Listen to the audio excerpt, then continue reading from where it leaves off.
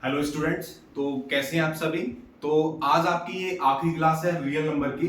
यहाँ पर हम लोग केस स्टडी क्वेश्चंस करने वाले हैं, ठीक है ना।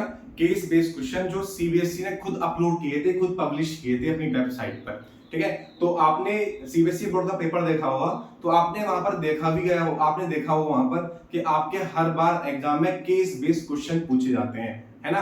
केस बेस्ड क्वेश्चन क्या होते हैं, पूछे जाते हैं। तो इसलिए जो सीबीएसई ने जो पब्लिश किए हैं केस बेस्ड क्वेश्चन, वहां से मैं आपके केस स्टडी क्वेश्चन उठाए, ठीक है ना। तो आज की इस वीडियो में हम लोग रियल नंबर के केस बेस्ड क्वेश्चन करेंगे जो सीबीएसई ने पब्लिश करे, ठीक है बच्चे।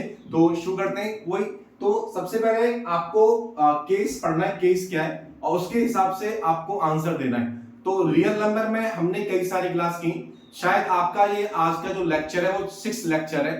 तो आपने रियल नंबर में आपको बहुत सारी चीजें समझ में आ गई होंगी, और मैं बताऊं ना, आपको सबसे सरल चैप्टर है 10th क्लास का, तो ये रियल नंबर है, ठीक है ना।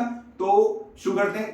तो पहला क्वेश्चन, पहला केस स्टडी क्या है, पहली जो केस स्टडी है वो क्या है यहाँ पर, कि to enhance the reading skill of grade X student, ठीक है। जो ग्रेड एक्स स्टूडेंट है, 10वीं क्लास के जो बच्चे हैं, उनकी रीडिंग स्किल को एनहांस करने के लिए the school nominate you, school ने नॉमिनेट किया तुम्हें और तुम्हारे दो फ्रेंड्स को to the setup of class library, एक क्लास लाइब्रेरी बनाने के लिए। So there are two section of section A and section B of grade X, मतलब grade 10। So there are 32 students in the section A और 36 students in section B। Simple जो पहली case study है, इसमें ये लिखा गया है क्लास 10, एक जो बच्चा है क्लास 10 में, और क्लास 10 के जो स्टूडेंट्स हैं उनकी रीडिंग जो स्किल्स हैं उनको इनहेंस करने के लिए, उनको बढ़ाने के लिए टीचर्स ने मुझे और मेरे फ्रेंड्स को, मुझे मेरे फ्रेंड को कहा कि क्लास लाइब्रेरी बनानी है हमें, ठीक है। तो जो सेक्शन ए है, जो सेक्शन ए है वहां पर 32 स्टूडेंट्स हैं, और सेक्शन जो बी है वहां पर 36 स्टूडेंट हैं, ठीक है। तो इस केस स्टडी को पढ़ के आपको इस पहले क्वेश्चन का जवाब देना है। और जो पहला क्वेश्चन है वो क्या है, if the product of two positive integer, जो प्रोडक्ट है टू पॉजिटिव इंटीजर का, वो इक्वल है किसके, प्रोडक्ट ऑफ देयर एलसीएम के और एचसीएफ के। तो उसने बोला है कि जो क्या है, उसने बोला है कि जो आपका जो एचसीएफ है इनटू क्या है, जो एलसीएम है वो किसके बराबर है, दो नंबर के प्रोडक्ट के बराबर है। इस बात को ध्यान में रख के आपको एचसीएफ फाइंड करना है, ठीक है ना।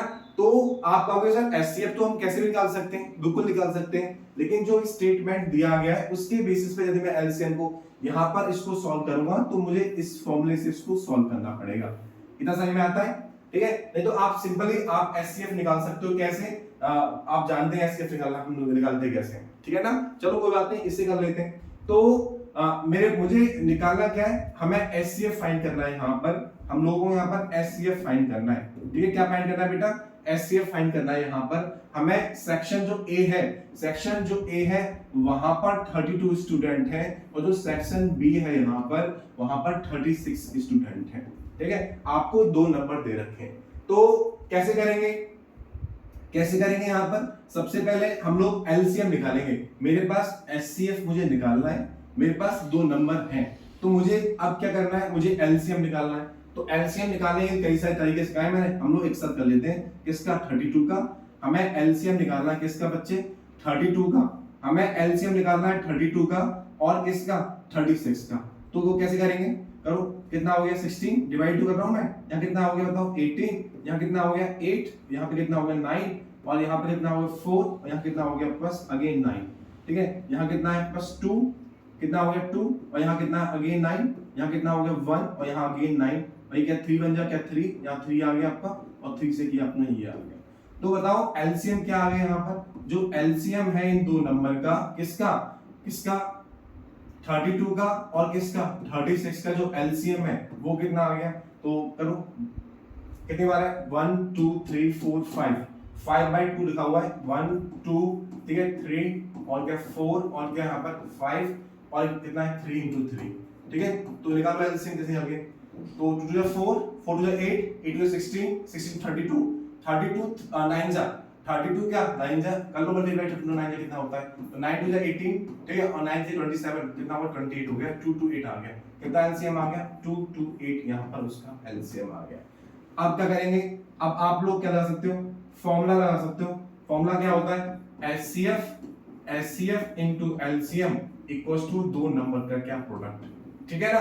तो एचसीएफ क्या है मेरे पास, एचसीएफ मुझे यहाँ पर निकालना है, एलसीएम कितना है बेटा 2 to 8 है एलसीएम, और दो नंबर का प्रोडक्ट क्या है, एक नंबर 32 है, दूसरा नंबर क्या है 36 है। कोई परेशानी दिक्कत, तो एचसीएफ के साथ जो 2 to 8 है कैसा है मल्टीप्लाई में, दूसरा साइड में आके कैसा हो गया डिवाइड में हो गया, तो 32 इंटू कितना 36 और एक अपन में क्या 288, क्योंकि ये इसके साथ मल्टीप्लाई में था, इधर आके कैसा आ गया डिवाइड में आ गया। किसी बच्चे को यहाँ डाउट परेशानी, देखो कैंसिल आउट करो, काटो इसको, कैसे काटेंगे, काटो 4 से कट रहा है, 4 8 जा 32, 4 8 जा 32 और 4 कितना 4 7 जा 28 और 4 2 जा कितना हो गया 8 हो गया, और 36 2 जा कितना होगा 72 और 2 से कट गया ये 8 4 टाइम्स, तो जो आपका जहां पर एचसीएफ आ गया है वो कितना आ गया 4 आ गया, 4 आ गया। अब आपका एक क्वेश्चन होगा सर आपने इतना बड़ा क्यों किया है, एचसीएफ तो बहुत छोटे तरीके से हो सकता है, बिल्कुल आप कर सकते हैं, लेकिन जो किताब में जो पहला क्वेश्चन था, जो यहाँ पहला क्वेश्चन है उसने कहा जो प्रोडक्ट है आपका, उसने बोला कि जो एचसीएफ है इनटू एलसीएम है उसके प्रोडक्ट के बराबर है, ये वाली बात ट्रू है, तब आपको एचसीएफ निकालना है, ठीक है। इसलिए मैंने यहाँ पर ऐसा किया, अदरवाइज आप सिंपल एचसीएफ निकाल सकते थे, आप लोग सिंपल एचसीएफ निकाल सकते हो। वो कैसे निकालोगे एचसीएफ, आप जानते हो ना, हमें एचसीएफ निकालना है किसका, एचसीएफ निकालना है हमें किसका 36, और दूसरा नंबर क्या था बेटा यहाँ पर 36 और क्या था 32, हमें 36 और 32 का एचसीएफ निकालना है, ठीक है। तो वो कैसे निकालेंगे, आप इस 36 का प्राइम फैक्टराइजेशन करो, जब मैं 36 का प्राइम फैक्टराइजेशन करूंगा तो 18 आ गया, यहाँ पर 9 आ गया, यहाँ कितना 3 आ गया, 3 आ गया, 1 आ गया। जब मैं इस 32 का प्राइम फैक्टराइजेशन करता हूं तो कितना आ गया, बताओ कितना आ गया, 32 का प्राइम फैक्टराइजेशन करो जरा, कितना हो गया बताओ, कितना 16 हो गया, कितना हो गया 8 हो गया, करो कितना 4 आ गया, करो कितना आ गया 2 आ गया, 2 2 कितना 1 आ गया। तो एचसीएफ जब हम 36 को फैक्टर्स की फॉर्म में लिखेंगे तो कितना है यहाँ पर, तो 2 की पावर कितना है 2 इंटू क्या 2 और 3 इंटू क्या 3। जब मैं इस 32 को भी लिखूंगा यहाँ पर कितना हो गया बताओ, 2 इंटू क्या 2 इंटू क्या 2 इंटू क्या 2 इंटू क्या 2, कितनी बार है 5 बार है। तो बताओ कॉमन क्या है इन दोनों में, 2 2 कॉमन है, बताओ इसमें कॉमन क्या है यहाँ पर, और 2 2 कॉमन है, उसके अलावा और कोई कॉमन है क्या, सिर्फ 2 कॉमन है, एक 2 कॉमन है, एक 2 कॉमन है, तो एचसीएफ क्या हो गया 4 आ गया, एचसीएफ क्या आ गया 4 आ गया। एचसीएफ मतलब क्या, कॉमन फैक्टर्स, एचसीएफ मतलब क्या कॉमन फैक्टर। आपको इसमें भी डाउट आ रहा है तो कोई दिक्कत नहीं है, जो मैंने करा है ऐसे कर लो, पावर्स की फॉर्म में लिख लो भाई इसको, 2 की पावर कितनी यहाँ पर 2 है, 3 की पावर कितनी यहाँ पर 2 है, अगेन 2 की पावर कितनी है सर यहाँ पर 5 है। तो मैंने कहा था बेटा कि जब भी आपको एचसीएफ निकालना है तो सबसे पहले कॉमन फैक्टर्स, क्या कॉमन फैक्टर, एचसीएफ के लिए सबसे पहले कॉमन फैक्टर और उनकी क्या लोएस्ट पावर, कॉमन फैक्टर की क्या लोएस्ट पावर, ऐसे तो निकाल देते हैं एचसीएफ, हमने कई सारा किया है। तो बताओ इन दोनों कॉमन क्या है, तो इन दोनों में जो कॉमन है सर वो क्या है 2 है, इसकी जो पावर है वो 2 है, यहाँ 2 की पावर 5 है, तो यहाँ पर पावर क्या है लोएस्ट, तो आपका एचसीएफ कितना आ गया, अगेन एचसीएफ 4 आ गया। तो आप कैसे भी कर सकते हैं, मैंने वहां पर जो लिखा था इसलिए ऐसे कराया था, आपकी चॉइस है, आप कैसे भी कर सकते हो, ठीक है। तो सबसे पहले आपको स्टडी समझ में आ गई, आपको उसने बोला है कि जो सेक्शन ए है उसमें 32 स्टूडेंट्स हैं, सेक्शन जो बी है उसमें 36 स्टूडेंट है, आपको सिर्फ इस पे ध्यान रखना है बस, ठीक है ना, इतना ध्यान रखना है। बताओ यहाँ पर कोई डाउट है किसी को, यहाँ पर कोई डाउट है परेशानी है, ये अदर मेथड था, ये क्या है, ये आपका अदर मेथड है, ये आपका क्या है, ये आपका अदर मेथड है, आप किसी भी तरीके से एचसीएफ फाइंड कर सकते हो, आप किसी भी तरीके से एचसीएफ फाइंड कर सकते हो। उसी केस स्टडी का आपका दूसरा क्वेश्चन है, उसी केस स्टडी का दूसरा क्वेश्चन है कि what is the minimum number of books you will acquire for the class, ठीक है, लाइब्रेरी, आपको कितनी मिनिमम बुक चाहिए उस क्लास लाइब्रेरी के, जिसकी वजह से so that they can be distributed equally among the student of section ए और सेक्शन बी।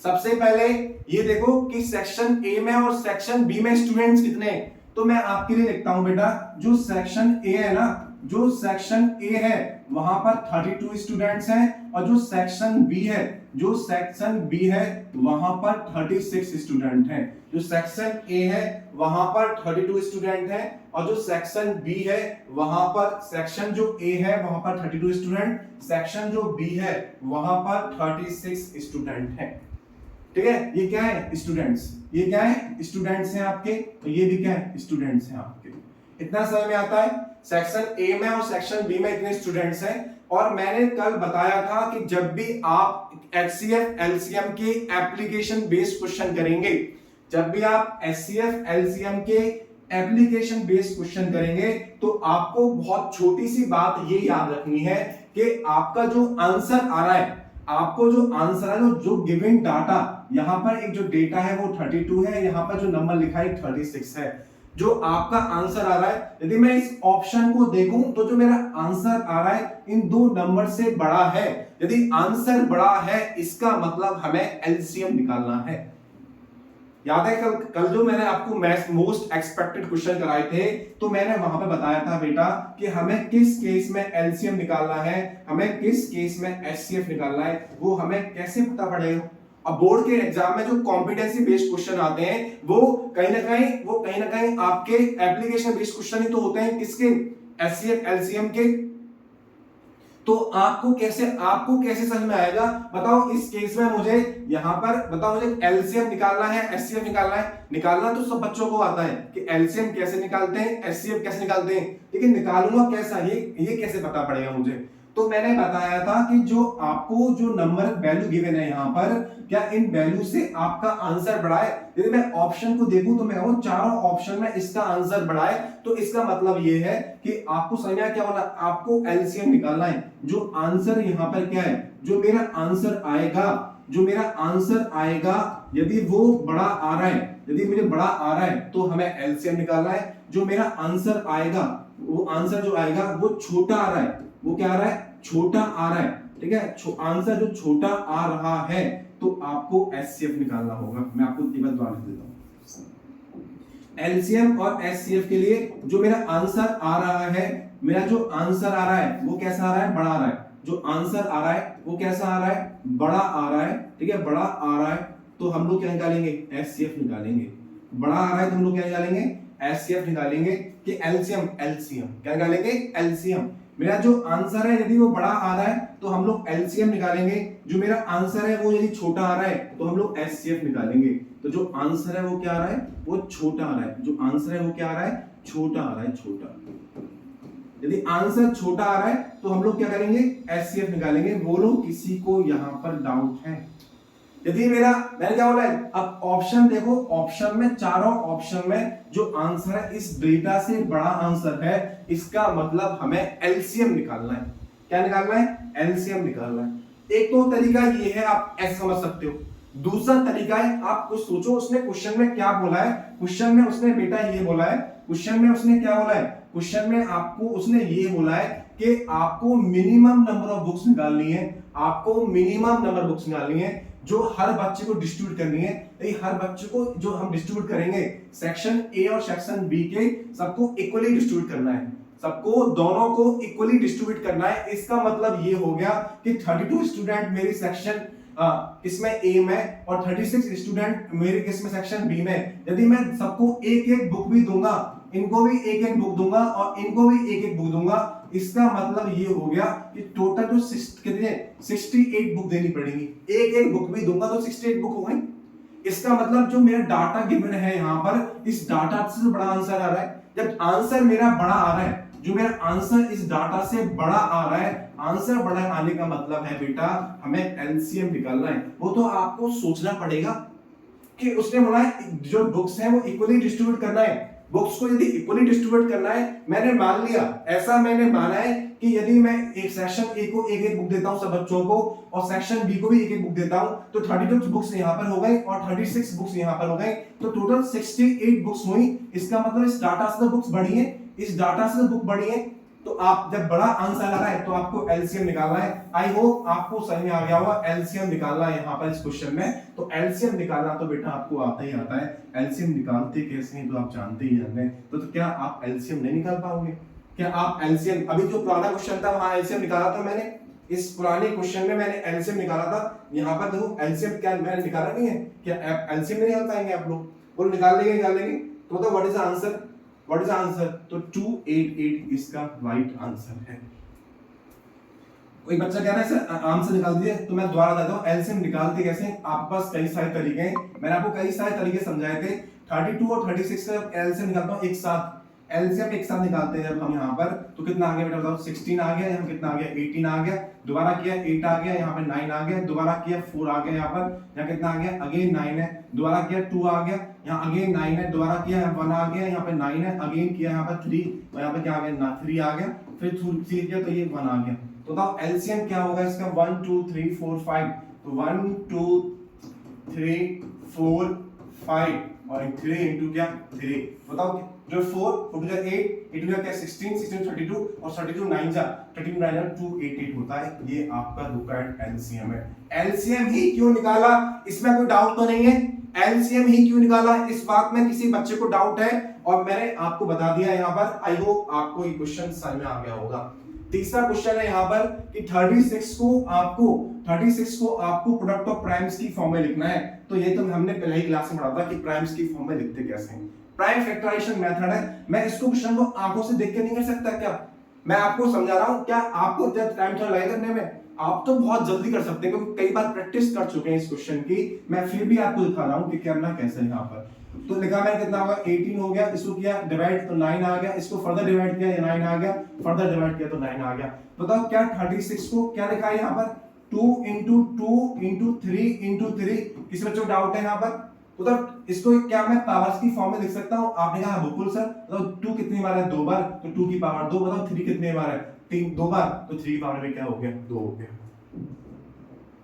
डाउट है तो व्हाट इज द ऑप्शन, बताओ ऑप्शन कौन सा है यहाँ पर, तो पहला ऑप्शन आपका करेक्ट है। ये जो 2 है वो 2 बार, तो 2 की पावर 2, जो 3 है वो क्या है 2 बार, तो 3 की पावर क्या हो गया 2 हो गया। बताओ कोई डाउट है क्या, बस हमें इतना, हमें जो क्वेश्चन फंसाता है वो क्वेश्चन ये वाला है कि इस केस में मुझे सर एलसीएम निकालना तो आता है, इस केस में मुझे एचसीएफ निकालना तो आता है। बताओ मैं इसमें एचसीएफ निकालूंगा या एलसीएम निकालूंगा, उसके मैं आपको बहुत अच्छा तरीका बता दिया है कि जो मुझे डाटा यहाँ गिवन है, जो डाटा यहाँ पर मुझे गिवन है, इसका जो डेटा के एक्स्ट्रा डेटा से बड़ा आंसर आ रहा है, जो 32 और 36 से यदि बड़ा आंसर है तो हम लोग एलसीएम निकालेंगे, इन दोनों से छोटा आंसर है तो हम एचसीएफ निकालेंगे। ऑप्शन के हिसाब से करूं तो आंसर बड़ा आ रहा है, सर आंसर क्या है यहाँ पर बड़ा है, तो आपको एलसीएम निकालना था। और यदि मैं आपको लॉजिकली मैंने आपको समझाया था, ऐसे भी करना चाहो तो आप ऐसे भी कर सकते हो। बताओ किसी बच्चे को यहाँ पर डाउट है क्या। ये क्वेश्चन तो एनसीईआरटी का भी था, आपके केस बेस्ड में कुछ अलग से क्वेश्चन नहीं आते, बस आपको उसको पढ़ना है, आपको देखना है कि हमें मतलब किस चीज से। और मैंने आपको कल भी कहा था कि यदि आपको मैथ्स के अंदर कोई सा भी क्वेश्चन करना है, मैथ्स के अंदर हो चाहे साइंस के क्वेश्चन अंदर हो, आपको सबसे पहले देखना कि गिवन क्या है। वहां पर गिवन क्या है, आपने वो लिखा कि सर गिवन क्या है, मुझे यहाँ पर इसमें ये लिखो पहले सबसे पहले, और उस चैप्टर में फॉर्मूले क्या क्या है। यदि आपको फॉर्मूले पता है उस चैप्टर के तो आपको समझ में आ जाएगा कि आपको निकालना क्या है। आपको पहले ध्यान चीज के गिवन क्या है, आपकी दूसरी चीज है सर फॉर्मूला क्या होता है, और आपकी दूसरी चीज में आता है सर आपको क्या निकालना क्या है, आपको निकालना क्या है। तो गिवन क्या है, आपको निकालना क्या है, कौन कौन से फॉर्मूले यूज होते हैं इस चैप्टर में, तो आपके लिए चीजें ना बेटा बहुत सरल हो जाती हैं। चीजें क्या है बहुत सरल है। तो क्वेश्चन क्या है, क्वेश्चन बोला उसने 7 इंटू कितना 11 इंटू क्या 13 इंटू क्या 15 प्लस में 15। बताओ ये जो लिखा है, जो यहाँ लिखा है, क्या ये प्राइम नंबर है, क्या ये कंप्लीट नंबर है, क्या दोनों ही नहीं है, या ऑप्शन ही नहीं है कोई, इसमें ऑप्शन ही नहीं है। तो इस टाइप क्वेश्चन तो बहुत फैमिलियर है, कई बार क्वेश्चन कराए हमने, एनसीईआरटी में क्वेश्चन था। देखो ये मेरे पास एक टर्म है बेटा, ये मेरे पास एक अलग टर्म है, ये मेरे पास एक टर्म है, ये भी मेरे पास एक टर्म है, इसके पास भी 15 है, इसके पास भी 15 है। क्या इन दोनों से मैं 15 कॉमन ले सकता हूं? जब इन दोनों से 15 कॉमन लिया तो क्या बच गया, क्या बच गया यहाँ पर ये बच गया यहाँ। तो आप कहोगे सर क्या मैं इन दोनों का मल्टीप्लाई करूंगा, क्या मेरे पास इतना टाइम है एग्जाम में कि इनका मल्टीप्लाई करूं? उसने पूछा है 15 है, मैं पहले 15 में फैक्टर कर देता हूं। सोचो मैंने इसका मल्टीप्लाई नहीं किया अभी, मैंने इसका मल्टीप्लाई नहीं किया अभी, मैं इसका मल्टीप्लाई, सोचो इसकी वैल्यू कुछ आ गई, मैंने इसकी कुछ वैल्यू मान ली, इसकी जो वैल्यू कुछ आ गई, इनटू क्या किया मैंने 15 किया। तो बताओ 15 का मैं फैक्टर्स करूंगा 15 के, तो एक 15 के फैक्टर्स जो 15 है वो एक 1 से डिविजिबल होता है। 15 फैक्टर का एक 3 है, क्या फैक्टर उसका 5 है, ये 3 फैक्टर आ गए इस 15 के, ठीक है। और जो नंबर जो लिखा है, इस नंबर के भी तो कुछ फैक्टर होंगे, इस नंबर के भी फैक्टर होंगे। और हम ये जानते हैं प्राइम नंबर के बारे में, मैंने आपको कई सारी चीज बताई हैं कि प्राइम नंबर मतलब क्या होता है। सर प्राइम नंबर मतलब क्या होता है बेटा? प्राइम नंबर मतलब होता है जिसके सिर्फ टू फैक्टर्स, जिसके सिर्फ क्या टू फैक्टर्स, उसको प्राइम नंबर कहते हैं। वन और इटसेल्फ, टू फैक्टर कौन से बेटा? वन, वन और क्या बेटा? इटसेल्फ, जिसके टू फैक्टर होते हैं वन और इटसेल्फ, उसको प्राइम कहते हैं। दूसरा मेरे पास क्या एक नंबर आता है, इसको बोलता हूं मैं कंपोजिट नंबर। तो चैप्टर को पढ़ने से पहले आपको ये सारी चीजें पता है, तभी तो आप कर पाएंगे। कंपोजिट मतलब more than two factor, more than two factors, more than two factor, जिसके पास टू फैक्टर से ज्यादा है उसको हम कंपोजिट कहते हैं। बोलो कोई डाउट है यहाँ पर? ठीक है, तो मैं आपसे ये कहना चाह रहा हूं कि बताओ क्या ये प्राइम है? तो आपको प्राइम तो नहीं है सर, प्राइम तो हो ही नहीं सकता, प्राइम तो हो ही नहीं सकता। क्यों नहीं हो सकता सर? कि जो 15 के एक 3 फैक्टर भी है, एक 1 फैक्टर भी है, एक ये भी फैक्टर है, इसके अलावा इसके भी कई सारे फैक्टर रहे होंगे। तो इसका मतलब ना तो ये ऑप्शन सही है और ना ये ऑप्शन सही है। और इसके जो एक से दो से ज्यादा फैक्टर है, दो से ज्यादा फैक्टर है, मोर देन टू फैक्टर है, दो से ज्यादा फैक्टर है इस नंबर के। इसका मतलब सर ये है, ये जो नंबर है वो क्या है? कंपोजिट नंबर है। ये नंबर जो है वो क्या है? कंपोजिट नंबर है। आई होप आपको समझ आ रहा होगा। तो इस टाइप के क्वेश्चन करने के लिए सबसे पहले आपको थ्योरी पता होना चाहिए, इसके बेसिक्स पता होना चाहिए, तभी आप क्वेश्चन कर सकते हैं। जब आपको पता ही नहीं है प्राइम नंबर क्या होते हैं, कंपोजिट नंबर क्या होते हैं, तो बताओ कैसे करोगे क्वेश्चन? तो उस जो केस हम जो पढ़ रहे थे, उस केस का आपका फिफ्थ क्वेश्चन है यहाँ पर ये है कि जो P है एंड जो Q है, आपके दो पॉजिटिव इंटीजर्स हैं। P और Q दो पॉजिटिव इंटीजर्स हैं, और जो P है वो क्या, उसकी जो वैल्यू है वो A है, और जो Q है इसकी जो वैल्यू है वो क्या है? यहाँ पर B है। और जो A और B है वो प्राइम नंबर्स हैं। तो बताओ इसका एलसीएम क्या होगा? एलसीएम पूछा है P और Q का। इस टाइप का क्वेश्चन तो बोर्ड में हमेशा आता ही आता है, वो दे देता है आपको यहाँ पर ऑप्शन। यहाँ पर शायद मिसप्रिंट है या लिखी नहीं है, कोई दिक्कत नहीं है, मैं ऑप्शन लिख दूंगा। आप पहले देता हूं, जो मेरे पास P है वो क्या है? A है, और जो Q है मेरे पास वो क्या है? यहाँ पर B है। तो उसने बता एलसीएम क्या होगा? एलसीएम पूछा है, एलसीएम क्या होगा? यहाँ पर मैं आपके लिए सबसे पहले ऑप्शन लिख देता हूं।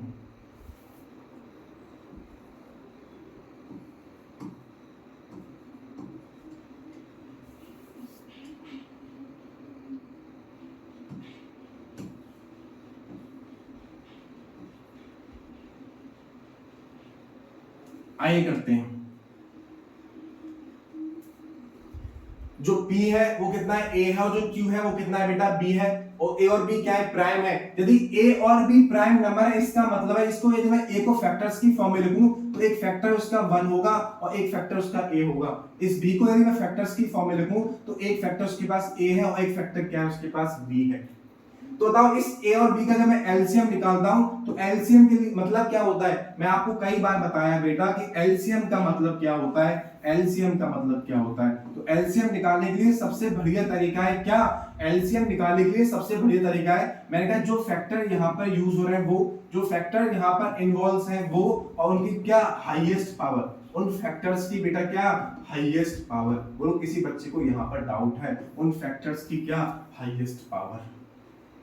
तो हमें यहाँ पर एलसीएम निकालना है, एलसीएम। तो बताओ फैक्टर्स कौन कौन से यहाँ पर? एक 1 है दोनों में, एक आपके पास A है, एक यहाँ पर क्या उनकी B है, और उनकी हाईएस्ट पावर 1 है सबकी। तो मैंने 1 ले लिया। तो बताओ आंसर क्या हो गया? तो आंसर आ गया आपके पास A B। क्या आ गया? A ऑप्शन आपका करेक्ट था।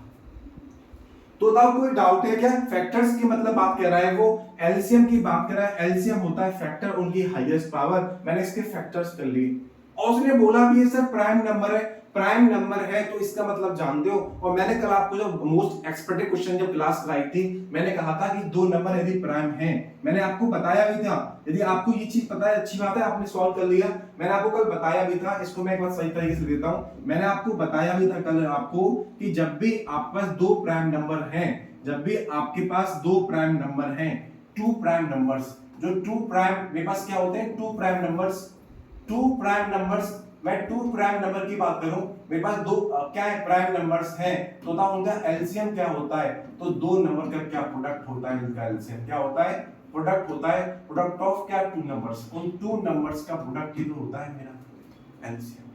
तो मेरे पास एक नंबर था A और दूसरा नंबर मेरे पास क्या है? B। तो बताओ उनका प्रोडक्ट क्या होगा? A into B। What is the answer? A B is the right answer. Option A is the correct. आपकी चॉइस है आपको कैसे करना है, वो तो मैंने आपको समझाया था, इसलिए इसमें टाइम लगेगा। तो केस स्टडी के ये 5 क्वेश्चन थे, बहुत सिंपल से क्वेश्चन थे, आपने देखे होंगे, बहुत ही सिंपल था। क्या केस स्टडी टफ है? बच्चे कहते हैं सर केस स्टडी क्वेश्चन समझ नहीं आते या इस टाइप से कि हमें सॉल्व करना नहीं आता। तो जो केस स्टडी दी थी, बताओ कितना सरल है सारा चीज। बताओ किसी को यहाँ पे डाउट है?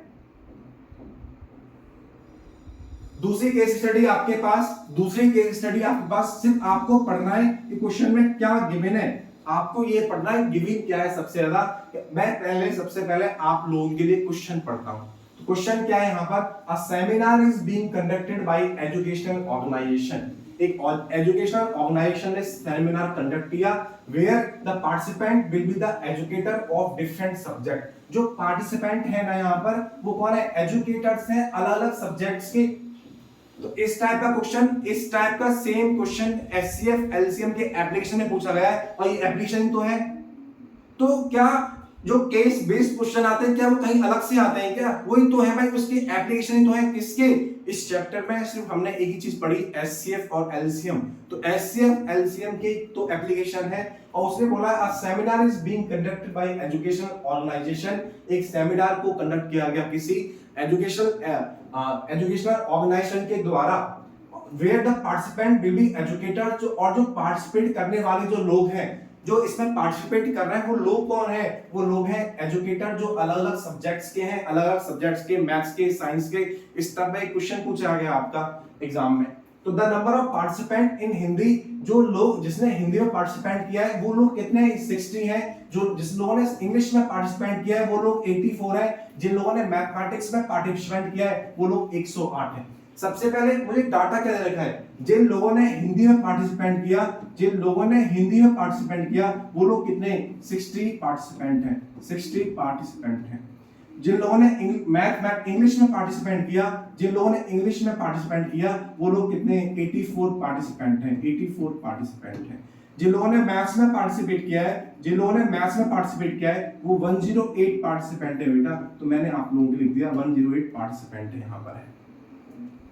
तो चीजें बहुत टफ थोड़ा है, मैंने आपको अभी बताया जो आपको दे रखा है सबसे पहले क्या गिवन है वो लिखो।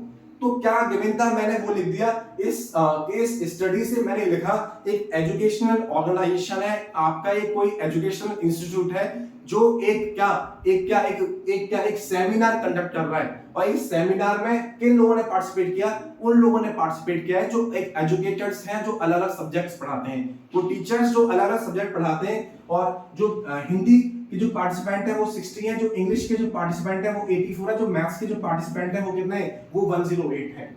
तो क्वेश्चन क्या था यहाँ पर? क्वेश्चन आपके पास ये था, in each of the room same number of participant are to be seated. हर रूम के अंदर सेम नंबर के पार्टिसिपेंट सिटेड होंगे, and all the of being in the same subject. इसका मतलब है मेरे पास एक रूम है, मेरे पास एक रूम है, रूम 1। इस रूम 1 में सिर्फ वो लोग होंगे जो लोग सिर्फ क्या हिंदी पढ़ाते हैं। इस रूम 2 में सिर्फ वो लोग होंगे जो सिर्फ क्या इंग्लिश पढ़ाते हैं, या इस रूम में वो होंगे जो सिर्फ इंग्लिश पढ़ाते हैं। या हो सकता है कई सारे आपके पास कई सारे ऐसे बहुत सारे क्या हो रूम्स हो जिसमें हिंदी के इस रूम में भी, इस रूम में भी, इन तीनों रूम्स के अंदर हिंदी के, इन तीनों रूम्स के अंदर क्या मैथ्स के, इन तीनों रूम्स के अंदर क्या इंग्लिश के पार्टिसिपेंट हो। ऐसा उसने बोला है यहाँ पर। क्या क्वेश्चन समझ में आ गया? क्वेश्चन क्या बोला उसने समझ में आ गया? उसने बोला क्या यहाँ पर क्या? In each room same number of participant to be seated and all of being in the same subject. जो सारे वो क्या है? सेम सब्जेक्ट के। Maximum number of participant can be accommodated in the each room are. उसने पूछा है maximum ज्यादा से ज्यादा कितने पार्टिसिपेंट हैं जो हर रूम में बैठेंगे। तो जरूर थोड़ा है सारे के सारे लोग एक ही रूम में बैठ जाएं, ठीक है। तो अभी मैंने आपको यहां पर बताया था कि जब भी हमें एचसीएफ एलसीएम के एप्लीकेशन बेस्ड क्वेश्चन पूछे जाएंगे तो आपको ये सोचना पड़ेगा कि जो मेरा आंसर है क्या इस डाटा से बड़ा आ रहा है। आंसर यदि इन डाटा से बड़ा है तो आपको एलसीएम निकालना है, आंसर इन डाटा से छोटा आ रहा है तो आपको एचसीएफ निकालना है। यदि मैं इस ऑप्शन की यहां पर हेल्प लूं, जो ऑप्शन गिवन है, जो ऑप्शन ए है वो 14 है, ऑप्शन बी यहां पर 12 है, ऑप्शन सी यहां पर 16 है, ऑप्शन डी यहां पर 18 है। यदि मैं इस ऑप्शन की हेल्प करूं तो जो मेरा आंसर है इन तीनों नंबर से छोटा आ रहा है, इसका मतलब यहां पर मुझे एचसीएफ निकालना है। जो मेरा आंसर है इन तीनों नंबर से छोटा आ रहा है, इसका मतलब मुझे एचसीएफ निकालना है। जो मेरा आंसर है इन तीनों नंबर से छोटा आ रहा है, इसका मतलब मुझे एचसीएफ निकालना है। ऑप्शन की हेल्प से मैं करूं तो इसको, तो आप कहोगे सर यदि एग्जाम में ऑप्शन नहीं गिवन तो मैं कैसे करूंगा? तो आप ये सोचो, उसने बोला है क्या, आपको सेम नंबर ऑफ पार्टिसिपेंट को बिठाना है हर रूम में। पहले रूम में यदि 10 पार्टिसिपेंट है, दूसरे रूम में भी 10 पार्टिसिपेंट होंगे, तीसरे रूम में भी 10 पार्टिसिपेंट होंगे, और सारे जो पार्टिसिपेंट है वो सेम सब्जेक्ट के होने चाहिए। सारे जो पार्टिसिपेंट है वो सेम सब्जेक्ट के होने चाहिए, या आप कह सकते हैं एक ऐसा नंबर, एक आपको ऐसा नंबर सोचना है जो इन तीनों का क्या हो, मल्टीपल हो। इन तीनों क्या हो, मल्टीपल हो, फैक्टर हो, जो तीनों से डिवाइड करता हो। सोचो, मैंने कह दिया जो एक रूम है उसमें 84 लोग बैठेंगे और सारे सेम सब्जेक्ट के हैं, और जो दूसरा रूम है उसमें 60 लोग बैठेंगे जो सेम सब्जेक्ट के हैं। तो बताओ यहाँ पर इस वाले रूम में 60 लोग हैं और इस वाले रूम में 84 लोग हैं, तो उसको तो लिखा था बेटा क्या, same number of participant to be seated, same number of participant to be seated. यदि पहले रूम में 60 और दूसरे रूम में 84, का हाउ इज पॉसिबल, क्या ये पॉसिबल हो सकता है? उसने बोला कि same number of participant to be seated, हर रूम में सेम नंबर ऑफ पार्टिसिपेंट होने चाहिए और सेम सब्जेक्ट के होने चाहिए। तो इसका मतलब ये हो गया इनकी जो वैल्यू पक्का इन तीनों से तो छोटी होगी। यदि वैल्यू इन तीनों से छोटी है, इसका मतलब मुझे क्या, मुझे एचसीएफ निकालना है। मुझे क्या निकालना है? मुझे एचसीएफ निकालना है। तो आप ऑप्शन की हेल्प से भी, आप कॉमन सेंस की हेल्प से भी, आप दोनों से इस क्वेश्चन को सॉल्व कर सकते हैं। तो एचसीएफ निकालना तो आता ही होगा बेटा। 3 नंबर का एचसीएफ कैसे निकालते हैं? एचसीएफ निकालना तो आता ही होगा आप लोगों को। तो मैं इस 60 का प्राइम फैक्टराइजेशन करता हूं। 60 का मैं, ठीक बताओ करवा कितना होगा, कितना हो गया बताओ, कितना डिवाइड करो, कितना आ गया, 30 आ गया, 30 आ गया, फिर डिवाइड किया कितना आ गया, 15 आ गया, फिर डिवाइड किया मैंने क्या 5 आ गया, फर्दर डिवाइड किया मेरे पास 1 आ गया। इस 84 का मैं यदि एलसीएम करता हूं 84 का, तो बताओ प्राइम फैक्टराइजेशन, इस 84 का क्या प्राइम फैक्टराइजेशन करता हूं यहां पर मैं, तो 42 आ गया, फर्दर किया तो 20 क्या 1 आ गया, फिर दोबारा किया 3 से 7 आ गया, फिर 7 से किया तो 1 आ गया। इसका 108 का मैं प्राइम फैक्टराइजेशन करता हूं, कितना हो गया 54 हो गया, फर्दर डिवाइड किया तो 27 आ गया, फिर डिवाइड किया तो कितना 9 आ गया, फर्दर डिवाइड किया 3 आ गया, 3 आ गया, बोलो डाउट है।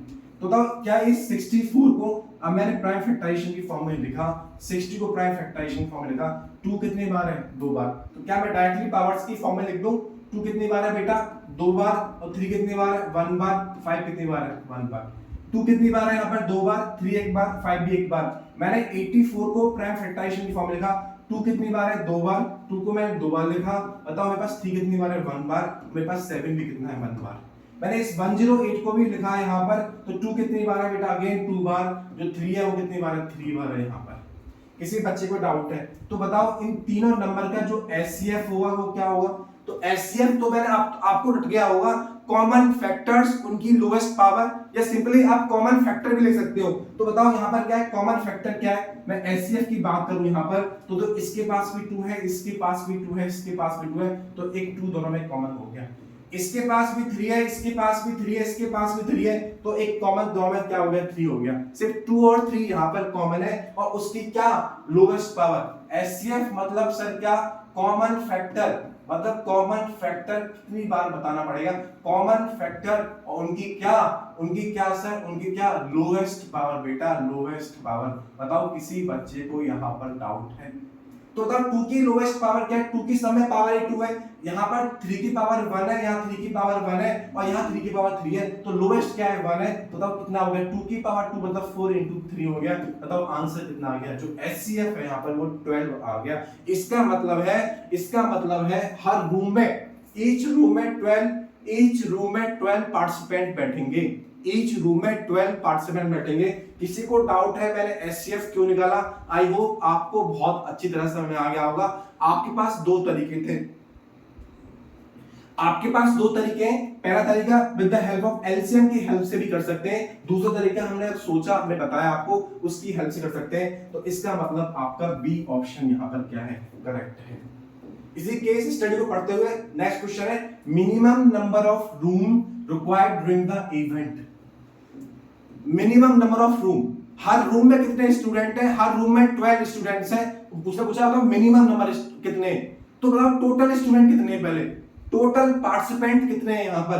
तो मैं बता दूं आपको, यहाँ पर मेरे पास हिंदी के लिए 60 है, हिंदी के लिए 60, जो हिंदी है उसके लिए 60 पार्टिसिपेंट है, जो इंग्लिश है उसके लिए कितने 84 है, और जो मैथ्स है उसके लिए कितने 108 पार्टिसिपेंट है।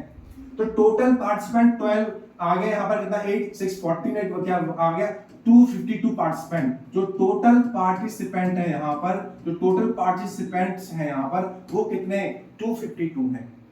और एक रूम में कितने पार्टिसिपेंट, एक रूम में कितने पार्टिसिपेंट है वो कितने आपके पास 12 है एक रूम में। भाई यहाँ क्या लिखा है नंबर ऑफ पार्टिसिपेंट निकालने इन ईच रूम, एक रूम में कितने पार्टिसिपेंट है, तो एक रूम में कितने 12 पार्टिसिपेंट है।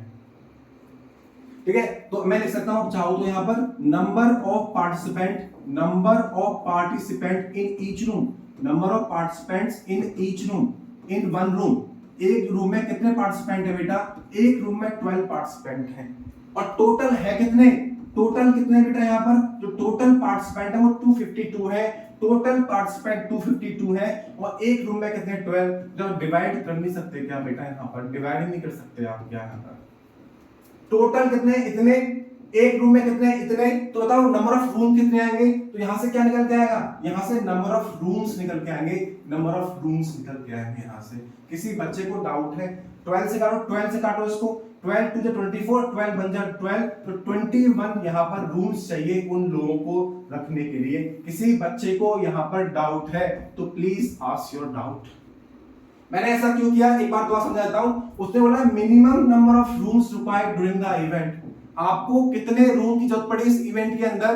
तो मैंने कहा सर जो टोटल मेरे पार्टिसिपेंट है वो 252 है, मैंने सारे पार्टिसिपेंट को ऐड कर लिया, मैंने सारे पार्टिसिपेंट को ऐड कर लिया, मेरे पास टोटल 252 पार्टिसिपेंट है, और जो नंबर ऑफ पार्टिसिपेंट है एक रूम में वो कितने, वो 12 है। तो टोटल इतने हैं और एक रूम में क्या है 12 है, तो नंबर ऑफ रूम्स यहाँ पे आ गए, तो 21 रूम्स रिक्वायर्ड होंगे यहाँ पर। किसी को कोई डाउट है, यदि किसी को डाउट नहीं है तो सेकंड का जो आपका जो सेकंड केस स्टडी था इसका तीसरा क्वेश्चन है। आपको केस स्टडी फोबिया लगती होगी, लेकिन आपने देखा होगा बहुत इजी है, मतलब कुछ टफ है क्या, बस आपको एप्लीकेशन बेस्ड क्वेश्चन थोड़ा समझ में आना चाहिए, तो हमेशा हर बच्चा 5 में से 5 ले आता है मार्क्स, ठीक है ना। तो आपको 60, 84 और 108 का आपको एलसीएम निकालना है। एलसीएम निकालने के कई सारे तरीके हैं आपके पास, कंबाइन कर लीजिए, अलग कर लीजिए। तो मैंने यहां करा था, यहां पर मैंने तीनों के प्राइम फैक्टराइजेशन किया, और मैंने कहा एचसीएफ मतलब क्या, कॉमन फैक्टर और उसकी बेटा क्या लोएस्ट पावर। अब इसी केस में मैं बोलूं एलसीएम का मतलब क्या हो गया, अगेन जितने फैक्टर्स यहां पे यूज हो रहे हैं वो और उनकी क्या हाईएस्ट पावर, तो आपका एलसीएम आ गया। या तो एक तरीका मेरे पास ये वाला है, आप इस तरीके से कर सकते हैं, या दूसरा तरीका है मेरे पास तीनों को एक साथ लिख कर सकते हो, 60, 84 और 108 तीनों को एक साथ लिख कर सकते हो। करो जरा, कितना आ गया, 2 से करो इसको 30 आ गया, करो यहाँ पे कितना आ गया 42 आ गया, करो कितना आ गया 54 आ गया। अगेन 2 से डिवाइड किया तो 15 आ गया, अगेन 21 आ गया, और ये कितना हो गया 27 हो गया। अब मैंने 3 से डिवाइड किया उसको, 3 5 15 और 3 7 21 और 3 9 जा क्या, ठीक है 27। अगेन मैंने 3 से किया यहाँ पर तो 5 आ गया, 7 आ गया, और क्या आ गया 3 आ गया। अगेन 3 से किया मैंने इसको यहाँ पर तो 5 आ गया, 7 आ गया, 1 आ गया। अब मैंने 5 से किया तो 1 आ गया, 7 आ गया, 1 आ गया, फिर फर्दर डिवाइड किया मैंने तो ये आ गया। कंप्लीटली डिवाइड होना चाहिए, और प्राइम फैक्टराइजेशन तो आता ही होगा। हम क्या कर रहे हैं, बेसिकली डिवाइड तो कर रहे हैं, हम लोग क्या कर रहे हैं यहाँ पर बताओ, डिवाइड तो कर रहे हैं, और कुछ तो नहीं कर रहे ना बेटा। तो बताओ एलसीएम क्या हो गया इस 60, 84 और 108 का डायरेक्ट क्वेश्चन पूछा गया है, बताओ डायरेक्ट क्वेश्चन पूछा गया है। तो बताओ 2 कितनी बार है, 2 कितनी बार लिखा है 2 बार। बताओ 3 कितनी बार है, 1 2 3 3 बार, तो 3 कितनी बार है 3 बार लिखा हुआ है, ठीक है। बताओ यहाँ पर क्या है बेटा, बताओ 7 कितनी 5 कितनी बार है 1 बार, बताओ 7 कितनी बार है 1 बार। आपको करना है मल्टीप्लाई, कर लो जरा, 5 टू कितना हो गया 10, क्योंकि हमें 10 का मल्टीपल मिल गया तो कैलकुलेशन बहुत इजी हो जाती है। तो 5 टू कितना होता है 10, और 10 टू कितना 20, और 23 का कितना होता है 23 कितना होता है 60, और 63 कितना होता है बेटा 63 का कितना होता है बताओ 180, और 183 का कितना होता है 183 कितना होता है 540 इनटू क्या रह गया आपके पास, कितना आ गया 35, और टफ हो गया 500 into 7 आ गया, 540 into 7 इनका मल्टीप्लाई कर लो तो कितना है 7 4 28, 2 कैरी हो गया 7 5 28 कितना हुआ 35, कितना हुआ 35 36 37, ये आपके पास रिक्वायर्ड एलसीएम आ गया। ए इज द करेक्ट ऑप्शन। यदि आप यहां से इसको मल्टीप्लाई करते हैं तो 7 का मल्टीप्लाई 35 में बहुत बहुत टफ हो जाता। तो जहां पर भी आपको दिख रहा है कि 5 और 2 का कॉम्बो है, 5 और 2 का कॉम्बिनेशन है, तो उसको 10 का मल्टीपल बन गया, तो वो इजी हो गया। मैंने बहुत इजी कर लिया, 5 का इसमें, फिर इसका इसमें, इसका इसमें, इसका इसमें, इसका इसमें और मैंने इसमें कर लिया, आपके पास आंसर आ गया। किसी बच्चे को यहाँ पर डाउट है तो बता दो, नहीं तो हम नेक्स्ट स्लाइड पे जा रहे हैं। देखो ऊपर डायरेक्ट क्वेश्चन पूछा है, बताओ केस स्टडी कोई टफ है क्या? और ये क्वेश्चन कहीं अलग से नहीं लिया मैंने, जो सीबीएसई ने क्वेश्चन पब्लिश करे हैं उसी से लिए हैं क्वेश्चन। मैंने product of LCM and HCF पूछा है, तो बताओ इन दो नंबर का एचसीएफ क्या है? इस 60 का, 84 का और 108 का एचसीएफ मैंने निकाला था। कौन सी स्लाइड है इसमें मैंने निकाला है एचसीएफ? यहाँ पर यही तो है आपका। तो बताओ इन तीनों का जो एचसीएफ है वो कितना आ रहा है? 12। जो एचसीएफ है इन तीनों का वो कितना आ रहा है? 12। तो मैं भी डायरेक्ट आपका आंसर लिखूंगा, जो एचसीएफ होगा कितना आ गया? 12। बताओ इनका तीनों का एलसीएम कितना है? इन तीन नंबर का जो एलसीएम है ना बेटा, बताओ इन तीनों का एलसीएम कितना है? तो बताओ एलसीएम तो मैंने अभी निकाला था, एलसीएम कितना आ रहा है? 3780। एलसीएम कितना आ रहा है? 3780। बोलो कोई डाउट है क्या? दोबारा निकालने की जरूरत है? नहीं भाई, जब निकाल लिया तो इन दोनों प्रोडक्ट करना है। क्या करना है? प्रोडक्ट एलसीएम इनटू एचसीएफ का आप लोगों को प्रोडक्ट करना है, मतलब आपको 3780 इनटू 12 का मल्टीप्लाई करना है। तो 12 का 0 से करो, 0 आ गया। 12 एजा कितना होता है? 96। तो मैंने 6 लिखा है यहाँ पर, मतलब कौन से ऑप्शन में? तो ये आपके दो ऑप्शन पूछता है।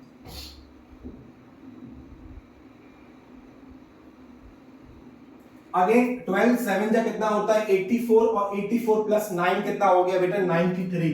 तो 3 आ गया, 9 यहाँ पर कैरी आ गया। अब तो बन गया। अरे ये भी नहीं बनना, ये भी नहीं बनना, अभी दो ऑप्शन बनना है इसके हिसाब से। अगेन 12 या 36 प्लस 9, 36 प्लस 9 बताओ कितना हो गया? 36 36 प्लस 9, 36 प्लस 9, 36 प्लस 9 45 होता है। 45360, 45360 के हिसाब से जो मेरा ऑप्शन आ रहा है वो option D is the correct. LCM into HCF का मल्टीप्लाई तो करना था, एलसीएम तो मैंने निकाल लिया पुरानी स्लाइड में, ये भी निकाल लिया मैंने पुराने क्वेश्चंस के अंदर, तो डायरेक्ट मल्टीप्लाई कर दिया। 45360, 45360। बताओ आपको डाउट है?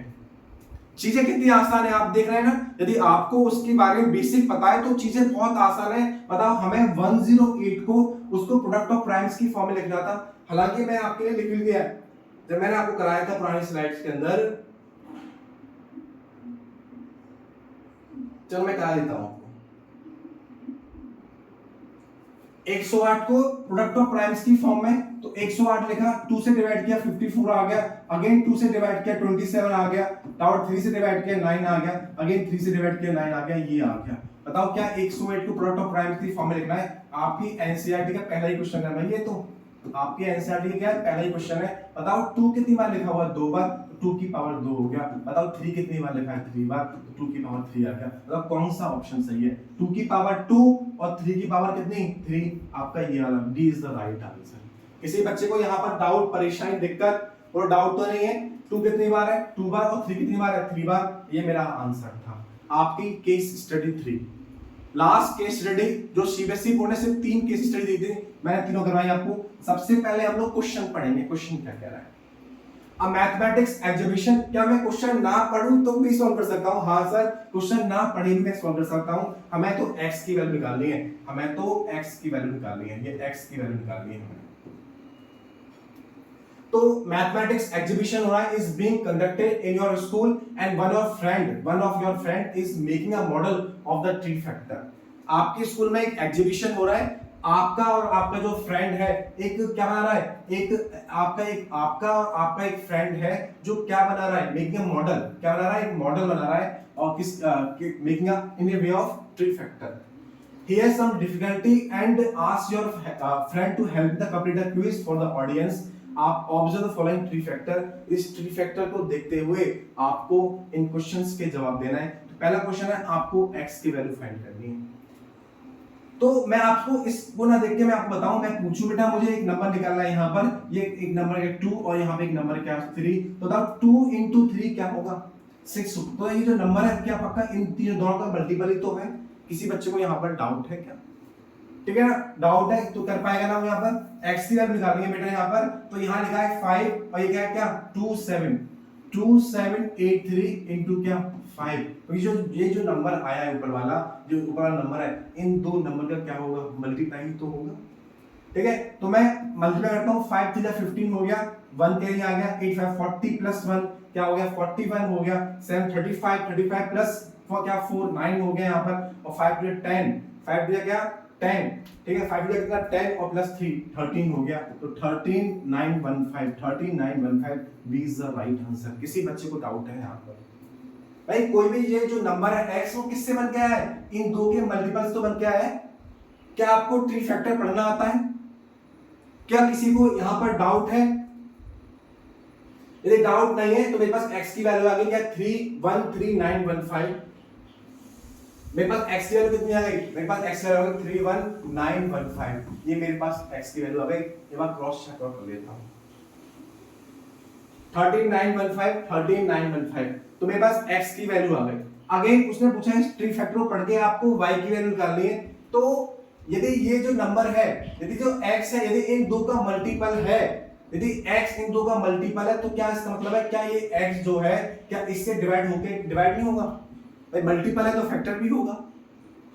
डाउट है, जो आपका जो x नंबर है यदि इन दो का मल्टीपल है, इसका मतलब है वो इन दोनों से क्या होगा, डिविजन होगा। मैं कहूं आपसे जो मेरा ये नंबर है, मैं आपसे कहूं मेरे पास ये जो नंबर है, ये जो नंबर यहाँ गिवन है, यदि वो इन दोनों का मल्टीपल है तो वो इससे भी डिविजन होगा, वो इससे भी डिविजन होगा। तो आप क्या कर सकते हो, ये नंबर है मेरे पास क्या 2783। मैं आपसे इसको चल मैं आपको बहुत सरल बताता हूं।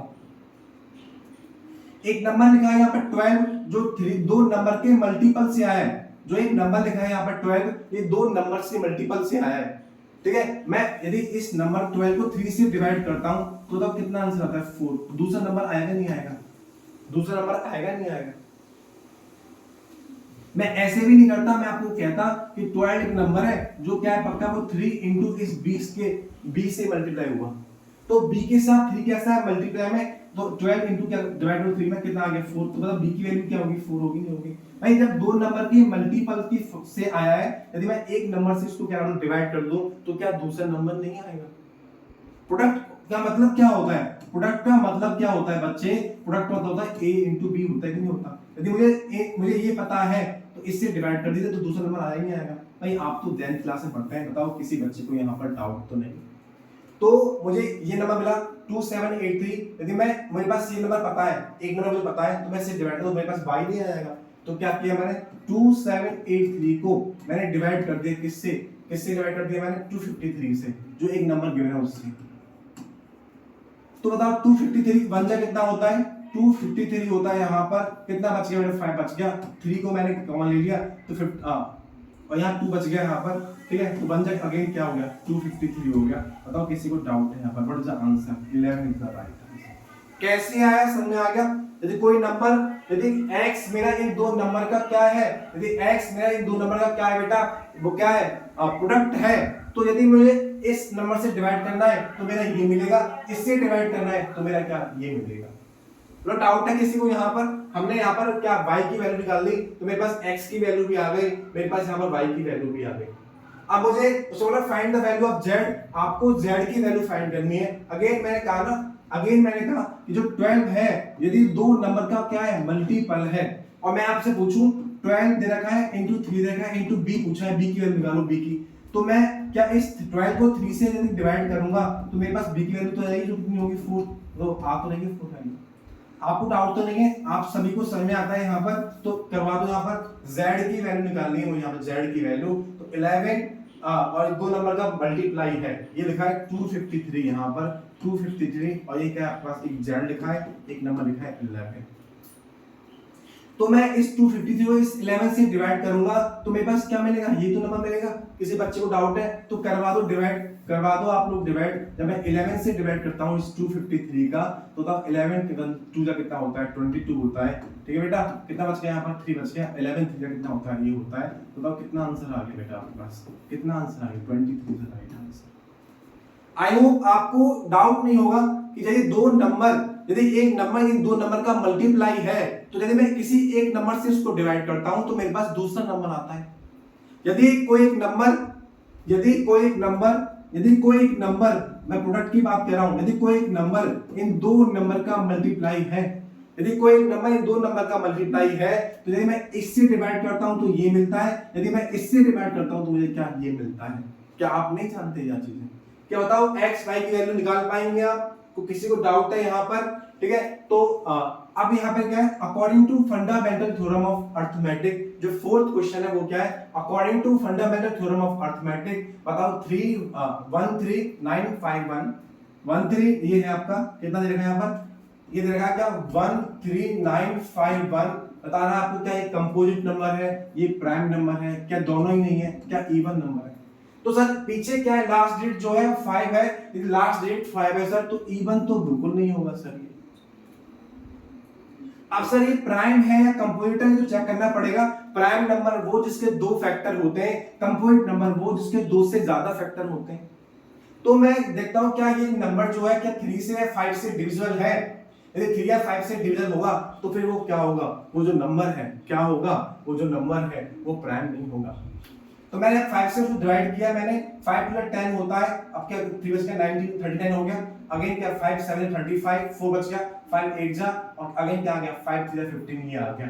इसका मतलब सर ये है इस नंबर के पास, अगेन चलो कर लेते हैं, करो इसको, 5 से हो गया 3 आ गया, तो 8 + 3 17 + 2 कितना हो गया 18 + 3 कितना हो गया 17 + 8 + 5 15 15 + 2 के 17 और 17 + 3 से नहीं जा रहा, तो 5 से नहीं जा रहा तो 3 से नहीं जा रहा, तो 11 से देख लेता हूं इसको मैं, 11 2 22 कितना बच गया 5 बच गया, 11 कितना 5 जा 55 3 बच गया, 11 3 जा ये हो गया। 11 से अगेन जब मैं 11 से किया इसको, 11 बन जा क्या 11 नहीं 11 बन जा नहीं सर 11 2 जा से जाएगा, 11 2 जा किया मैंने यहाँ पर, ठीक 11 2 जा और 11 3 जा और 23 से किया। किसी को प्राइम फैक्टराइजेशन में डाउट है तो प्लीज बता दीजिए।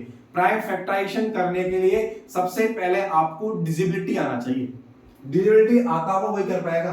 तो ये जो नंबर है सर प्राइम भी नहीं है, प्राइम क्यों नहीं है, इसके पास कई सारे फैक्टर आ गए सर, तो प्राइम कैसे हो सकता है सर, प्राइम कैसे हो सकता है? तो ये ऑप्शन भी गलत है, ये ऑप्शन भी गलत है, ये ऑप्शन भी गलत है, तो भाई सही क्या है? इसका मतलब सर ये क्या है, इसके पास मोर देन 2 फैक्टर्स हैं, इसके पास क्या है बेटा मोर देन 2 फैक्टर्स हैं, मोर देन 2 फैक्टर्स हैं, इसके पास 2 फैक्टर से ज्यादा है, तो ये नंबर जो है वो क्या होगा कंपोजिट नंबर होगा।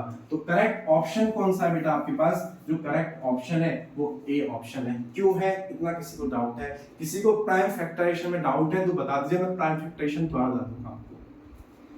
जो फिफ्थ क्वेश्चन है उसको बोला है प्राइम फैक्टराइजेशन की फॉर्म में लिखो, अगेन सेम नंबर को 1395 इस सेम नंबर को, तो बताओ इस नंबर को लिखूंगा मैं 13915 को, तो क्या लिखा हुआ है, तो लिखा है 5 × 11 × 11 × क्या 23, ये तो लिखा हुआ है यहाँ पर। तो 5 कितनी बार है 1 बार है, 11 कितनी बार 2 बार है और 23 बार क्या है 1 बार है। तो बताओ क्या ऑप्शन आ गया, तो व्हाट इज द ऑप्शन, कौन सा ऑप्शन सही है आपका, तो option C is the correct one, option C is correct.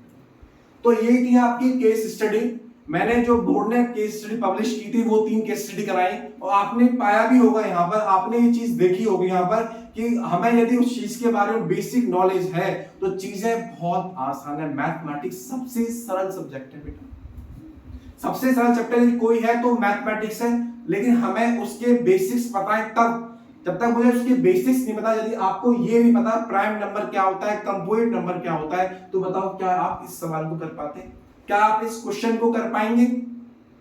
तो समझ में आ गया। तो रियल नंबर की हम लोगों ने रियल नंबर की पहले सबसे पहले हम लोगों ने रियल नंबर की बेसिक क्लास पढ़ी, सबसे पहले हम लोगों ने रियल नंबर की बेसिक क्लास पढ़ी,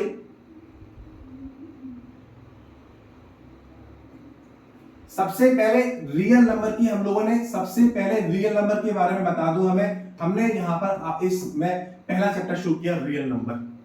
हमने रियल नंबर में सबसे पहले आप लोगों को बेसिक क्लास पढ़ाई, उसके बाद हमने यहाँ पर एनसीईआरटी कवर की, उसके बाद हमने आपके पास एनसीईआरटी कवर की और इस एनसीईआरटी के हमने क्वेश्चंस करे, उन एनसीईआरटी के उसके बाद हमने उसके एग्जांपल्स भी करवाए, हमने इस चैनल पर आपको एनसीईआरटी के एग्जांपल्स भी करवाए। उसके बाद हमने यहाँ पर आपकी क्लास ली जहां पर हमने मोस्ट एक्सपेक्टेड क्वेश्चंस किए, हमने यहाँ पर पीवाईक्यूज करे, पीवाईक्यूज करे, हमने यहाँ पर कॉम्पिटेंसी बेस्ड क्वेश्चन करे, कॉम्पिटेंसी बेस्ड क्वेश्चन भी करे, हमने यहाँ पर कॉम्पिटेंसी बेस्ड क्वेश्चंस भी करे। फिर उसके बाद लास्ट क्लास में आज हमने यहाँ पर केस बेस्ड क्वेश्चन करें। यदि जिस बच्चे के पास ट्यूशन है या नहीं है, तो आपने देखा होगा हम उस तरीके से चल रहा है कि आपको जरूरत ही नहीं है। हमने आपको सारा कंटेंट पढ़ाया, बताओ क्या रह गया इस चैप्टर में। यदि आपने सारी वीडियोस देख ली होंगी तो मैं आपसे प्रॉमिस कर सकता हूं कि आपको इस चैप्टर से क्वेश्चन छूटेगा नहीं, इस बात का मेरा आपसे प्रॉमिस है। तो लेकिन आप किसी भी प्लेटफॉर्म पढ़ लीजिए बेटा, पढ़ना तो खुद ही पड़ता है। मैथ्स तो एक ऐसी सब्जेक्ट है जो हमें खुद करनी पड़ती है, हमें खुद प्रैक्टिस करनी पड़ती है। प्रैक्टिस करने से आती है, बिना प्रैक्टिस करे क्वेश्चन नहीं हो पाते। किसी भी टीचर्स की वीडियो किसी प्लेटफॉर्म से जोड़ लीजिए आप। तो सबसे पहले आप उस टीचर्स की बेसिक क्लास पढ़िए, बेसिक टर्मिनोलॉजी जानिए उस चैप्टर के बारे में, फिर उनके क्वेश्चंस लगाइए, फिर खुद के क्वेश्चंस करिए। जो डाउट्स हैं उन एक अलग कॉपी में लिखिए। मैं आपको पहले भी इस चीज के बारे में बताया था यहाँ पर। आई होप आपको समझ में आ गया होगा। जितनी क्लास पढ़ी इस रियल नंबर की, आपको यहाँ पर बहुत अच्छी तरीके से समझ में आया होगा, मैं आपसे उम्मीद करता हूँ। यदि आपको बहुत अच्छी तरह समझ में आया है तो ये कि इस रियल नंबर की आखिरी क्लास, यहाँ पर हमने बहुत कुछ जाना। अब नेक्स्ट जो क्लास होने वाली है वो आप मुझे कमेंट कर सकते हो कि मुझे नेक्स्ट चैप्टर कौन सा पढ़ाना है। हालांकि मैंने 3 कुछ चैप्टर्स चुने, क्वाड्रेटिक इक्वेशन, अरिथमेटिक प्रोग्रेशन या ट्रिग्नोमेट्री, या फिर भी आप बता सकते हैं कमेंट सेक्शन में कि सर आपको ये वाला चैप्टर पढ़ाना है या आपको जो बहुत डाउट है वो चैप्टर पढ़ाना है। सही में आ गया? सही में आ गए बच्चे? तो थैंक यू सो मच, बने रहिए इस चैनल पर, जुड़े रहिए, लोगों तक शेयर करिए, ठीक है? Okay, thank you so much.